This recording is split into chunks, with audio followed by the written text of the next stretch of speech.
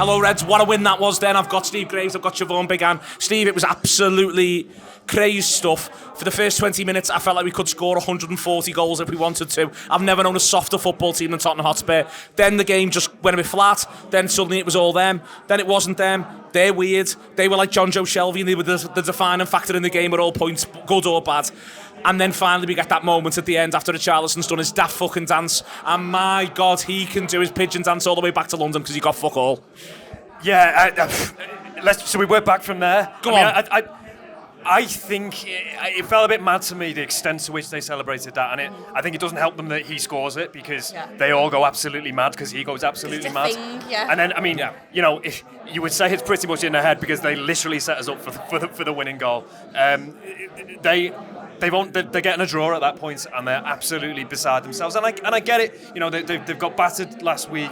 They've come back against United, so they're thinking this could become a thing for us. You know, a bit of a brand. It's quite the opposite. Get absolutely battered and then get something. And quite the opposite, because Liverpool kept their heads.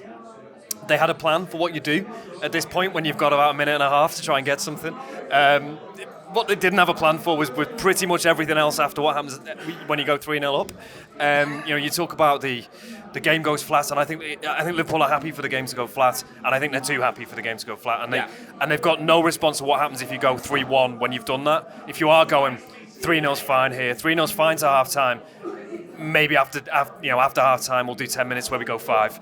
Is pretty much I think what Liverpool are trying to do, and they're not probably at that level at the minute.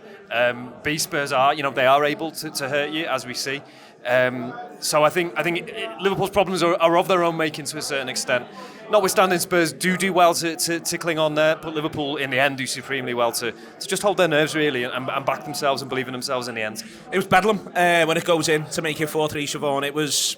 It's somehow Liverpool managed to contrive a magical moment in a game that on 20 minutes I'd have said there's no magic in this. There's just fucking awful. What's the line about moments? The football miracles. Football miracles. Football miracles week after week. Week after week. Yeah. We just added another one on. We just added another football miracle. We really in a should have season had that means absolutely nothing at this stage, pretty much. Don't you talk down the Big Nine. Don't you come on this show and talk down the Big Nine. Does it or doesn't it? It's what everyone's talking about at the bar, the Big Nine. Now they're saying it's the Big Five. All 6 of them. Yeah. They're absolutely berserk about it.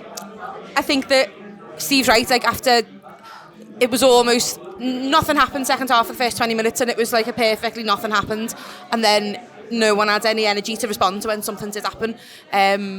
I'm just thrilled that Richarlison's only goal in the league this season means a big fat fuck haul. Because he does do his pigeon dance, he takes his top off, he gets his booking for his succession celebrations. He's got 2 of them and 1 goal now, which is quite something, isn't it? And it means absolutely nothing, because as Steve says, they play the ball right into Jota's feet. You're wondering whether he's going to square it, whether he's going to just fucking balloon it into the cop, or whether he's going to do what he does. He's so cool. He's so cool. I never thought he was going to balloon it. I thought he might square it. I just didn't know what he was going to do, because it just felt like 3-3 was nailed on at that point to me. I didn't at any stage after Richarlison scored think, right, we've got 30 seconds to do something mad here, or 99 seconds to be precisely, to do something mad here. Didn't think that was going to happen. Lo and behold. It's one where, Siobhan, they do contrive it for themselves. That's why you can be cross with them. Like, you can find your way to be angry at Liverpool tonight. And then they give us genuinely what will end up being one of the great celebrations of the season. Yeah. Because there's something so special about a last-minute winner. The fact that he's done the dance, the fact that Harry Kane plays for them, the fact that they're just fucking Tottenham, for God's sake. All of that adds to it being absolutely incredible when it goes in. And in their ends defence, the limbs, for the words I hate, but the limbs that go on there, they do absolutely lose their shit. Don't, as Steve said, too much. Just all adds up. It's just such a wonderful time. In the absence of sensible dialogue, I'm not going to get into it, but there's just no fucking way we should have been in that situation after that game, by the way. But if you're going to do it, no better man.